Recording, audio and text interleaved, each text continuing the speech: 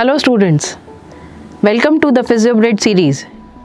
My name is Divya Gupta and we have with us Mr. Ajay Mandola. Oh, hi.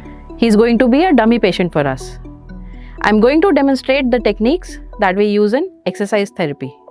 This is going to be useful for physiotherapy students and new practitioners. Today we will start with passive movements and I'm going to demonstrate that for the hip joint. Starting with hip flexion.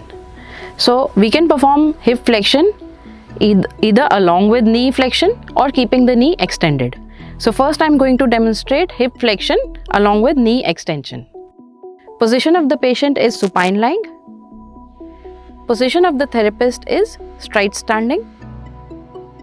Stabilization proximal to the hip joint is by the patient's own body weight and distally is by the therapist's grasp.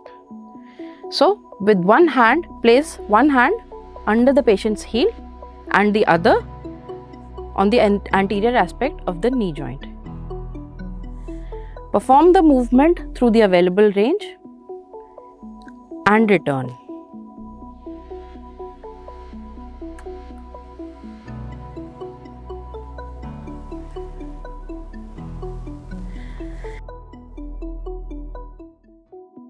So if the patient's leg or knee needs support, you can cradle the patient's leg using the support of your forearm and then perform the movement through the available range.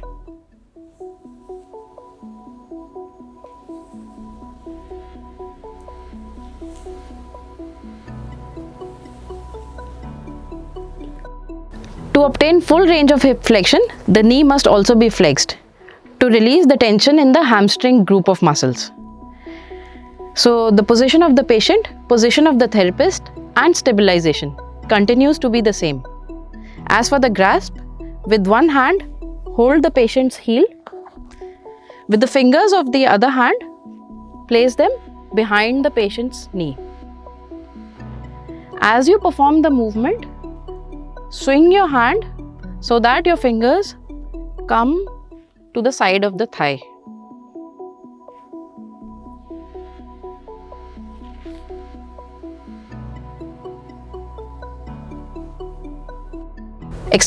For extension beyond 0 degrees or hyperextension, we can make use of side lying or prone positions if the range of motion is normal or near normal.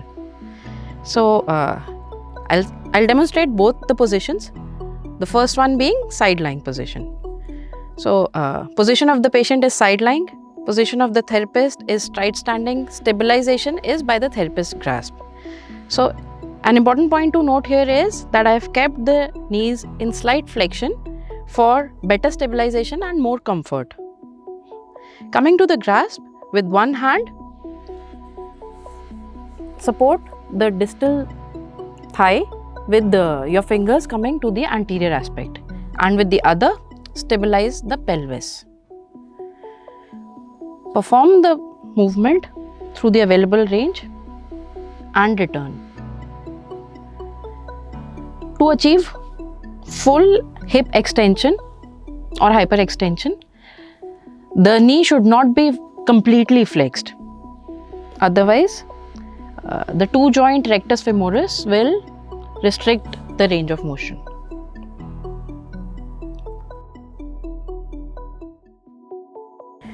For hyperextension at the hip, in prone lying position, with one hand, stabilize the knee by placing it just proximal to the knee.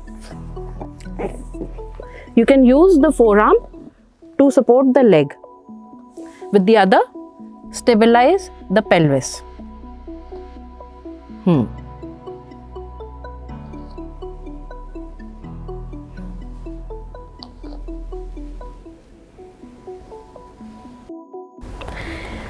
The next set of movements at the hip joint are abduction and adduction.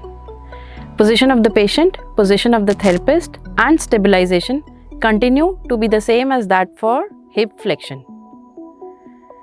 As for the grasp, place one hand under the patient's ankle, the other under the patient's knee. Move the limb out through the available range and return. To achieve full range of adduction, the other limb must be slightly abducted.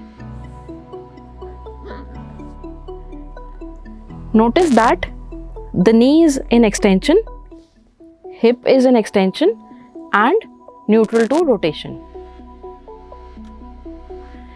Ensure that the grasp is firm but comfortable.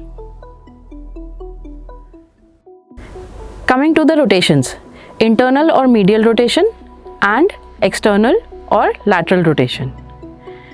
Position of the patient, position of the therapist and stabilization continue to be the same as that for hip flexion.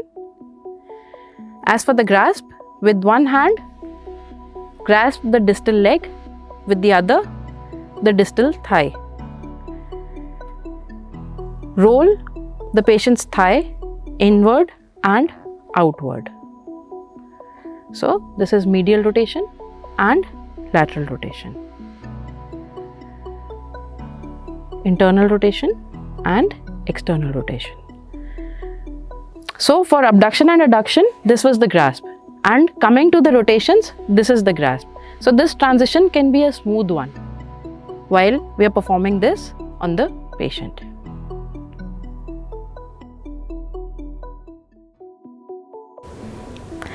An alternative way of performing rotation at the hip is by keeping the knee and hip in 90 degree of flexion.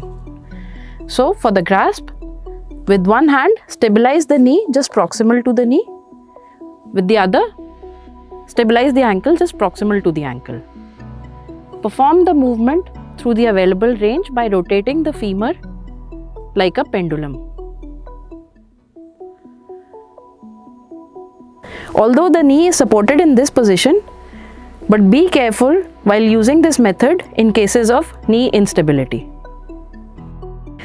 By watching this video, you can master the technique of giving relaxed passive movements at the hip joint. Stay tuned for many more videos coming up on exercise therapy, and do leave your comments on what else do you want to learn.